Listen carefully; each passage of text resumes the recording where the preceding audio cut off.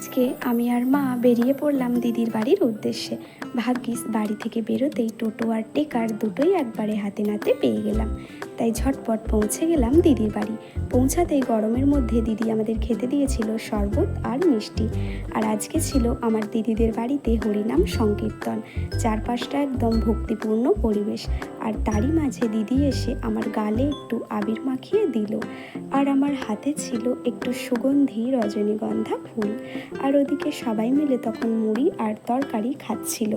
আর দিদির ছেলেরা বসে গল্প করছিল। তবে সব থেকে স্পেশাল ছিল 4 মাসের এই পুচকু সোনাটা। ওকে দেখেই তো মনটা ভালো হয়ে গেল।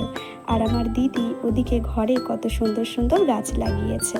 এবার আসল পর্ব ছিল দুপুরের মেনুতে। দুপুরের মেনুতে ছিল ভাত, ডাল, শুক্তো, পটল আলু, চাটনি, পাঁপড়, মিষ্টি আর পায়েস।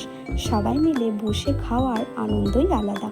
খাওয়া দাওয়া শেষ করে আমরা সবাই মিলে চলে গেলাম ছাদে।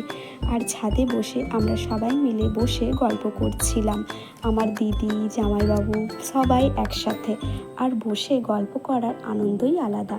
আজকের মিনি ব্লগটা কেমন লাগলো কমেন্টে